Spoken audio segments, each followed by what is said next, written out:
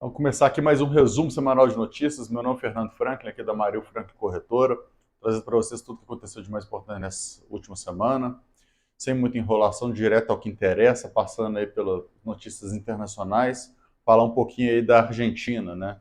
A Argentina teve o Banco Central aí elevando a taxa de juros em 5,5 pontos percentuais, né? Ou seja, levou a taxa de juros agora para 75% ao ano. E isso aí porque a inflação lá subiu 7% no mês de agosto e está acumulando agora 78,5% em agosto, né, dos 12 meses até agosto. Então, a Argentina passando por um momento muito complicado lá e daqui a pouco a situação vai ficar bem complicada para eles. Apesar de que o FMI acabou falando algumas coisas que eles têm um plano interessante para poder se recuperar. Mas não vai ser a primeira vez que a Argentina teve e deu um calote no FMI, né? Então vamos acompanhar.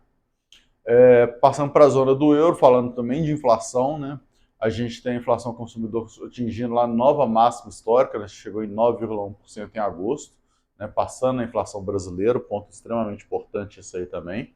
E a gente tem lá nos Estados Unidos a inflação acumulada de 12 meses recuando um pouquinho para 8,3%, mas aumentando no mês de agosto, né, em 0,1%. A expectativa era que essa inflação no mês de agosto tivesse reduzido em 0,1, e aí ficou 0,1 para cima, o que levou os mercados a dar uma derretida essa semana, né? Então a gente vai ver que a situação não foram de bons números nos índices. E aí é um ponto importante isso, porque era uma expectativa de uma sinalização de que as coisas poderiam estar efetivamente melhorando, o que não ocorreu. Apesar do recuo em 12 meses, né, como está tendo ainda um aumento, eles ainda não ficaram satisfeitos, o mercado não está satisfeito com essa informação. Vamos aguardar e vamos ver o que vai acontecer aí nos próximos meses. Lembrando que na quarta-feira tem o Fed, e aí a gente vai ver como que vai ser a decisão do Fed em relação à taxa de juros também, que é o ponto mais importante. Passando agora para as notícias nacionais, começando aqui com a pesquisa Focus, que traz o IPCA caindo para 6,40%, na 11ª semana seguida de queda do IPCA, ou seja, o mercado está achando que o IPCA vai fechar em 6,40, já é a 11ª semana seguida de queda.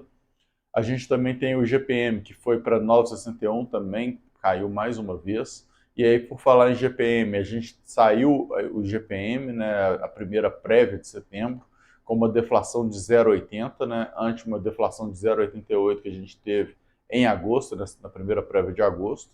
Então, aí mostrando um cenário interessante que a gente está com a deflação ainda em ritmo forte. Tem muita coisa aí para acontecer que pode gerar ainda manter esse nível de deflação. Tivemos também o IGP-10, que recuou 0,90 em setembro, o IBCBR, que subiu 1,17% em julho, né, que é a prévia do PIB, e aí o PIB, quando a gente pega na pesquisa Focus, ele sobe 2,39, 11ª semana seguida de alta também. E o câmbio e a Selic ainda estável, o câmbio em 5,20 e Selic estável em 13,75. Falando em Selic, a gente tem o Copom na próxima semana também, ou seja, quarta-feira é super quarta, né, já que vai ter Copom e Fed. Né, o Copom, então, vai ser dia 20 e 21, e ali vai ser o momento que a gente vai identificar se vai finalmente a gente chegar no fim do ciclo de alta de juros, ou se ainda teremos o 0,25 de aumento, que é o que está sendo aí especulado pelo mercado. Vamos ter que aguardar um pouquinho e ver o que vai acontecer. Né? Então, são os dois pontos que a gente vai precisar ficar muito atentos na próxima semana, que é o Fed e o Copom. Trazendo aqui agora para os índices, né? Então, como eu já adiantei, não foi índices positivos, né, essa semana. O Ibovespa fechou hoje em 109.280 pontos, queda de 0,61. Na semana, 2,69% de queda. Setembro, 0,22% de queda. 2022, uma alta de 4,25%. Né? Isso ainda com o dia de hoje que teve aí o vencimento de opções. As small caps fecharam hoje em 2,217, queda de 0,43. Na semana, queda de 2,96. Em setembro, queda de 0,36%. Em 2022, a gente teve aí 6,68% de queda. Já o IFIX sim subiu nessa semana, né? Subiu no dia de hoje para 2.984 em 0,44. Na semana, uma alta de 0,15. Em setembro, uma alta de 0,28 e em 2022, uma alta de 6,41. Já as BDRs, né, o BDRX, ele caiu hoje em 0,29% para 11.249. Na semana, uma queda de 3,15%. Em setembro, uma queda de 3,20%. Em 2022, ainda uma queda muito forte de 26,87%. O dólar Petax fechando hoje em alta de 1,29 a 5,2882. Na semana, 2,42% de alta. Setembro, 2,11%, mas no ano continua acumulando aí uma queda de 5,24. E o euro Petax fechando hoje em 5,294,5, uma alta de 1,48. Na semana temos uma alta de 2,07, setembro uma alta de 1,57. 2022, uma queda de 16,28. Esse cenário como um todo, a gente para um pouquinho para poder observar e ver completamente o reflexo do resultado da inflação, né, que foi os últimos 4 dias após a saída da inflação lá dos Estados Unidos, que despencou a bolsa aqui. Só o IFIX aí apostando na taxa de juros aí que o positivo, né, e o dólar e o euro dando aquela disparada. Vamos acompanhar, apesar que a gente ainda vai vendo aí o dólar e o euro muito próximos um do outro, né, pontos interessantes para a gente observar. Lembrando que a inflação da zona do euro está maior que a inflação brasileira já. Passando agora para os fatos relevantes de mercado, a gente tem a Gol, né? A Gol tem uma informação muito importante aí. A Gol ela admitiu uma corrupção e vai pagar 41 milhões de dólares em acordo para encerrar a investigação lá nos Estados Unidos.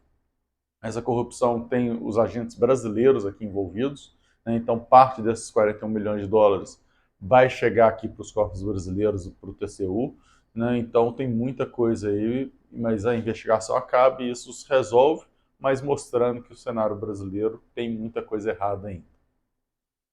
A B3 já traz agora notícias positivas, né? B3 e Copasa aprovaram aí pagamentos de juros de capital, né? A B3 também aprovando dividendos. A B3 aprovou então juros de capital de 0,046 por ação, né? Valor líquido e dividendo de 0,0284, né? Que vai ser por ação também, vai pagar isso aí dia 7/10 e vai ficar ex dia 23/9, né? Então na semana que vem B3 ficando ex dividendos, ex proventos, né? Ex dividendos e ex juros de capital. Já a Copasa, ela aprovou o juros de capital de 0,13 por ação, né, com pagamento em 14 de novembro e fica no ex dia 21/9, também fica no ex então na próxima semana, ponto importante. E por fim, para finalizar, o que teve um noticiário aí que movimentou bastante um pouquinho aí foi a Nubank, né, que anunciou que vai sair da Bolsa Brasileira, mas na verdade o que ela vai fazer é a transformação da BDR dela, que é tipo 3, para tipo 1. Ou seja, ela deixa de ser uma PDR patrocinada aqui, ela passa então a não precisar seguir todas as regras do Brasil, né? Com isso ela vai reduzir bastante o número de informações que são disponibilizadas, reduzindo custos, entre outras coisas, e aí apostando então em manter apenas a BDR tipo 1 para manter só as informações que são necessárias à CVM americana, que é a SEC. Né? Então, é um ponto importante, né, para os investidores de Nubank. Isso aí é um ponto relevante, aí, uma mudança estratégica relevante, uma reestruturação bem importante de se acompanhar. Né? Cabe cada um entender aí os impactos disso, os lados positivos e os lados negativos dessa decisão da Nubank, e vamos acompanhar para ver como que as ações efetivamente vão corresponder a essa tomada de decisão. Bom, o que eu tinha para trazer de informações para vocês hoje era isso. Agradeço muito a presença de cada um. Né? Como sempre, peço aí para deixar seu comentário, seu like. Né? É importante aí para a gente a divulgação dessas informações. Muito obrigado e até a próxima. Tchau, tchau.